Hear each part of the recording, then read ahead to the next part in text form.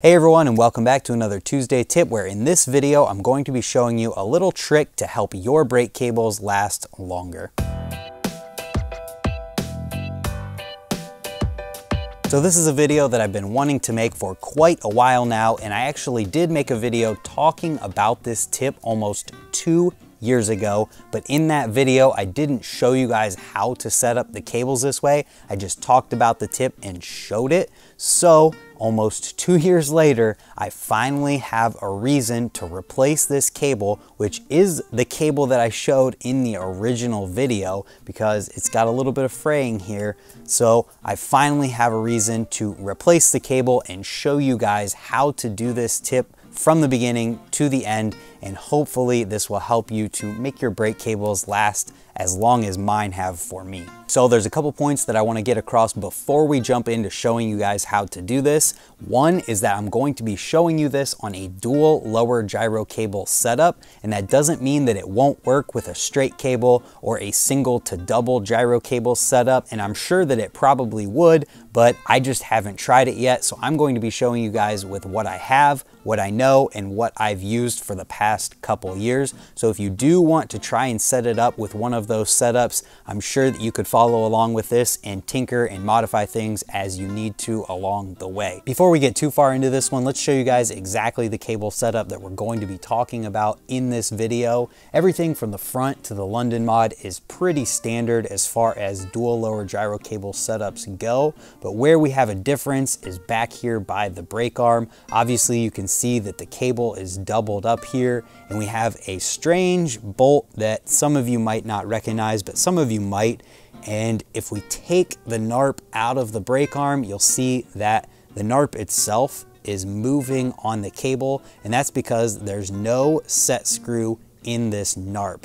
And what I figured with this is that if we brought the cable down and looped it through a NARP with no set screw in it, we would be eliminating a pinch point where the cables usually break in using a NARP. And then in adding this bolt here, we would just be kind of pinching the cable together in a different way that, as you can see, has caused zero fraying whatsoever with this cable. And what this actually is, if you didn't recognize it yet, is actually a bolt for a straddle cable. And what it is a bolt that has a hole through it. We'll be showing that a little bit in more detail later. But yeah, so basically what we've got is just a cable that comes down through a NARP, loops back and goes through the bolt, and it just tightens onto itself and allows for a lot less of a pinch point on the cable, and it just makes them last a lot longer, which is why I'm finally having to replace this cable after 2 years pretty much of riding it frayed the way that you see it here. So with all of that out of the way, we can move on to actually showing you guys how to set up your cables this way. Whenever you're installing a new brake cable or setting up your brakes or doing anything in regards to your brake pad spacing in relation to your rim, there's two things that you need to make sure that you do before you actually mess with the brake cables and get everything tightened down. The first of those is to make sure that your wheel is centered in your frame and true. If your wheel isn't centered or true, you're going to have discrepancies in where your brake pads sit, and you're going to set things up in a way that's going to cause you to have to do a lot of adjusting in your barrel adjusters, or it's going to make you have to start over. And if you start over after tightening a cable down, you already weakened it in one spot, and you could cause it to not have as long of a lifespan as it could have if you did all of these things in the first place. The second thing that you're going to want to make sure that you do once your wheel is centered in the frame and true is to make sure that your brake pads are exactly where you're going to want them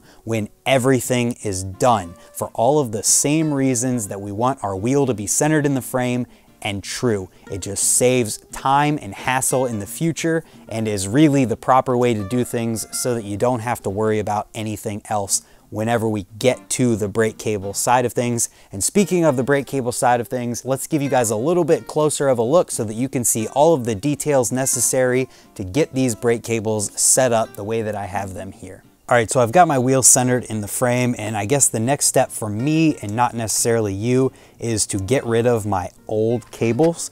So I'm going to be taking my Park Tool cable cutters here and just cutting off the old cable, and I'm cutting it as close to this bolt as I possibly can because I might be able to reuse this cable later. Got the cable cut off, so now we can take it out of the housing, and here's our old cable. Toss that to the side, and now we've got our new cable, which we need to put in and feed through our housing. One thing that I want to make sure that you guys do in setting this up is bottoming out your barrel adjusters anywhere that you have them where you're setting up the new cable, because we don't want to set this up with the barrel adjusters all the way out and then eliminate any future adjustment that we might have. And if you guys notice this weird looking cable end all the way up at my gyro, if you take a look at my other video about how to set up a single cable inner dual upper gyro cable, it will show you the other thing that I've done in setting up my cables to make them last as long as possible.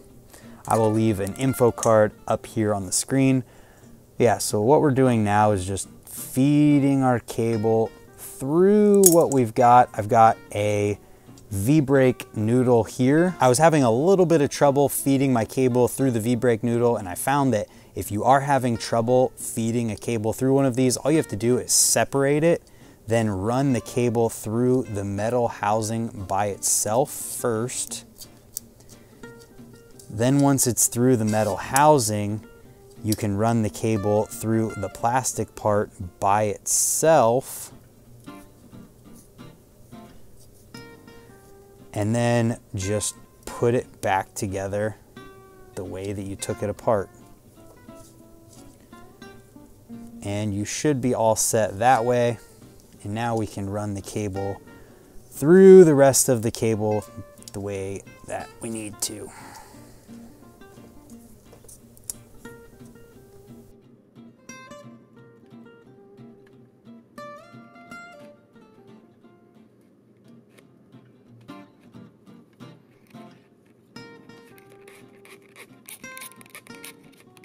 At this point, I've got my new cable inner run through my existing housing. If you don't have a housing yet on either side, don't worry. This is literally no different than any other dual lower gyro cable housing or any other brake cable housing for that matter. It's just cut to the length that goes from your gyro tab barrel adjuster to the barrel adjuster in your London mod. Or if you want to use a V-brake noodle setup, all you need is the V-brake noodle, and the end of that goes into the barrel adjuster of your gyro tab. Then you set up a cable housing that goes from the end of the V-brake noodle to the barrel adjuster on your London mod. It's literally just setting up a length of cable housing to fit the needs from one spot to the other spot, going from point A to point B. So once you have all of that set up, now we can start talking about the special pieces that we need for the back end of the cables. So we're back to the rear end of the bike by the brakes, and we've got the pieces that we need to make this setup work from our old cables. It's literally just a NARP like what you'd get with a brake cable setup, with the screw taken out of it, and then it's a straddle cable bolt that comes with a hole pre-drilled into it.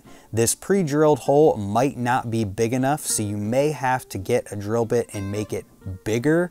This is something that you definitely want to be aware of, and literally all you're doing is drilling this hole out and testing it until you can get the cable to loop through it twice. So now that you've got the straddle cable bolt and a NARP without a screw in it, we're ready to get this setup going in the rear end of the bike. All we have to do is take our cable and put it through the bolt. Then we put it through the NARP, being careful with it to make sure that we don't fray the cable. Then we loop the cable back around and bring it back through the hole on the bolt that we started with. And things are pretty simple from here on out. What we're doing at this point is just adjusting where this NARP sits so that our brakes are where we need them to be. So obviously that is way too long and we need to bring everything forward quite a bit actually.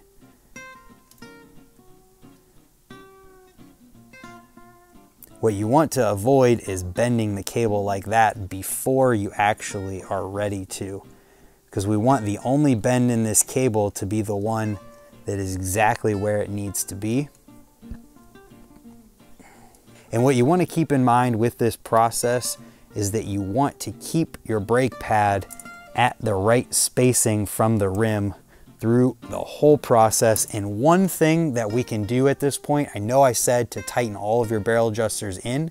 If you loosen the barrel adjuster just a little bit, and then you get this set up to the point where your brake pad is on your rim, then whenever everything is tightened up and finished, you can loosen this barrel adjuster back up or tighten it back to the London mod, and it will give your pad the clearance from the rim, and it'll give you more solid brakes than you would have if this barrel adjuster was loosened out when everything was finished. So at this point, I'm checking my brake pad spacing, which is still way too far away from the rim. What we're gonna do is pull this back apart, and we just got to pull more through. All right, so we're checking the brake pad spacing again, which looks good. It's almost touching the rim right now. Once you get your brake pad spacing right, and you're doing this, you want to try and keep this bolt as close to the brake arm as possible to give the least amount of movement in the NARP that you can. And really, this whole process is about tinkering and just messing with it until you get it the way that you need it to be. That's pretty much what brakes are in general. So once you get everything where you need it to be, you're ready to tighten this bolt down. And to tighten the nut on one of these, it's a size 10 wrench. I'm going to use a crescent wrench on the top and my metric wrench on the bottom. You want to make sure that you're tightening it, because if you loosen it, the nut will fall off and you'll probably get frustrated. At this point, as long as your brake pad spacing is where you want it and everything looks good, you can tighten this down all the way. All right, so we've got that tightened down. Everything is good. Let's check the brake pad spacing once more. It's exactly where it was before, which is what we would expect. Now let's tighten our barrel adjuster down and test our brakes out. Everything seems to be in order. So once you get all of this done and everything set up, you're going to want to keep in mind that your cable is going to stretch. That's why you want to have the least amount of adjustment pre-adjusted while you're setting this up, so that you have room to adjust for that brake cable stretch. So you've got all of this done and your brake cable stretches too much, or you already had too much adjustment. Now, rather than having to loosen a NARP up and have a frayed cable that you're messing with and possibly have to buy a new cable, you can just loosen up this bolt here, move things around where you need it to be, tighten it back down, and you're good. There's no fraying, there's no nothing, because it's just pinching the cable or smushing it, smashing it, whatever you want to call it, like this, rather than pinching it like a NARP. And if you looked at the other side during the video, I've moved that side around plenty of times and it's been completely fine. So we're just about done with this cable setup, and all that's left to do really is to take care of the excess cable, which I usually leave there and just put a cable end on or bend it so that it's out of the way, just because I prefer to keep the excess in case I ever need it. You can cut it off, you can do whatever you want with it. And I think that's really gonna wrap this one up. All you need to do is make sure that your barrel adjusters are tight and that your brake pad spacing is where you want it, which it should be if we made sure that the rim was centered and true and the brake pads were where they were supposed to be in the very beginning, which is why that was the first two steps. So with that, Hopefully you guys can get some use out of this tip, and hopefully it can make your brake cables last years and years the way that it has for mine. I want to thank you guys for being here and watching. If you enjoyed the video or you do this setup, post a picture of it on Instagram or send me a picture of it on Instagram, because I always love seeing whenever people actually use and get use out of these tips. I want to thank you guys again for being here and watching. If you're new here and you enjoyed the video, share it with a friend, hit the subscribe button down below. I come out with BMX tips and tricks videos just like this one every Tuesday, with BMX news videos on Fridays, and other types of riding videos and streams throughout the week. Thank you for watching for the third time, and we'll see you tomorrow for another video. Goodbye.